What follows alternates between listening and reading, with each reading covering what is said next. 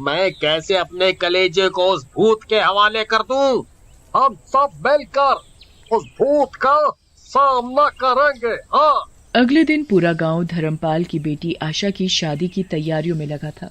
एक तरफ सजावट और दूसरी तरफ मिठाइयां बनाई जा रही। अब फेरों का समय था। दूल्हा दुल्हन मंडप में बैठे थे। तभी अचानक कुएं से भूतों की बारात बाहर आ जाती है। सभी गांव वाले भूतों को देखकर अपने अपने घरों में छिप जाते हैं। अरे गांव वालों, तुम सबने तो मेरा साथ देने का वादा किया था। अब क्या हुआ तुम्हारे वादे का? तभी धर्मपाल की पत्नी माया और बेटी चंचल भी आ जाते हैं। तुम्हारी इतनी हिम्मत! मेरे बिना तुम अपनी बेटी की शादी करने चले थे।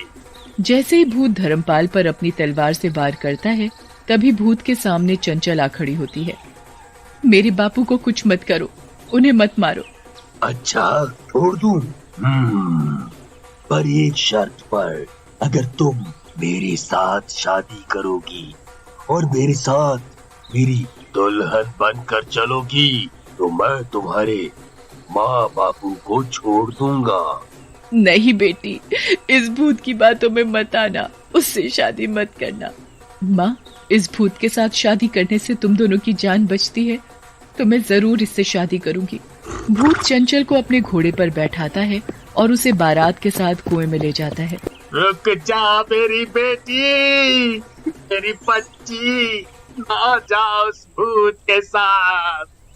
किसी की हिम्मत नहीं होती भूत का सामना करने की, क्योंकि भूत अकेला नहीं था। उसके साथ उसकी पूरी बारात थी और सभी खतरनाक भूत थे। ये ठीक नहीं किया हम सब ने। मेरी बेटी अभी बहुत छोटी है और एक दिन उसकी उम्र भी शादी की होगी। क्या तब भी मैं ऐसा करता जो मैंने आज किया? गांव की बेटियों को हम यूं ही उस भूतिया बारात के हवाले करते आ रहे हैं। कहीं कल मेरी बेटी का नंबर ना हो। दूर खड़ी सुखदेव की बेटी विमला सबकी बातें बड़ी ध्यान से सुन रही थी। तभी उसे अपने भैया समीर का ध्यान आता है, जो सालों से शहर में ही रह रहा था। हाँ, भैया ही मुझे उस भूत से जरूर बचाएंगे। अभी जाती हूँ मैं भैया को फोन करने। विमला तेजी से घर की तरफ भागे जा रही थी। घर पहुंचते ही विमला अपने भैया समीर को फोन करती है। फोन समीर ही उठाता है। भैया, मुझे बचा लो, मुझे भूत से शादी नहीं करनी। छोटी, चुप हो जा। और तू ये क्या बोले जा रही है? कौन भूत? किसकी शादी? विमला समीर को उस भूतिया बारात के बारे में सब बता देती है। ये सब क्या है? भला भूत की भी कोई बारात होती है? मैं सच बोल रही हूँ भैया। छोटी, अब तुझे घबराने की कोई जरूरत नहीं।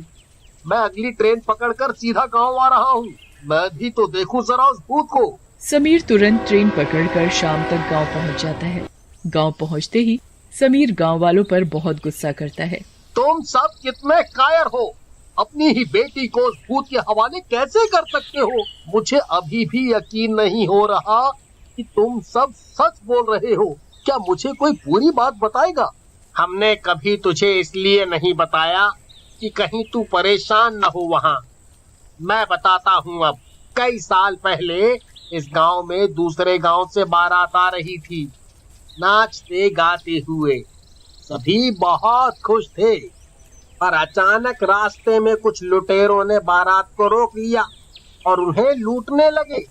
उनके सभी कीमती गहने और सभी पैसा उन लुटेरों ने ले लिया था।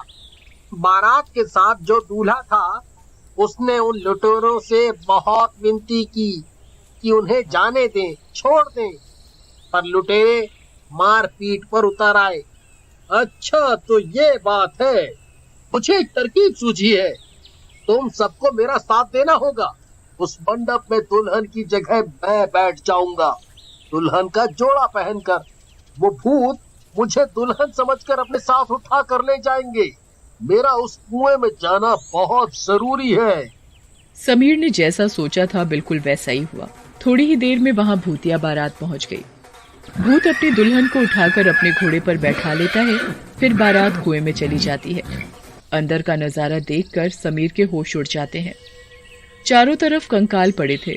वो कंकाल उन सभी बारातियों के थे जो अब मरकर भूत बन गए थे। तभी समीर अपने से दुल्हन का जोड़ा अलग कर देता है। धोखा, मेरे साथ धोखा हुआ। दुल्हन की जगह इस लड़के को भेजो। तभी समीर अपनी जेब से माचिस निकालता है और उन सभी कंकालों में आग लगा देता है। सभी कंकाल जलते ही पूरी बारात दूल्हे समेत गायब हो जाती है।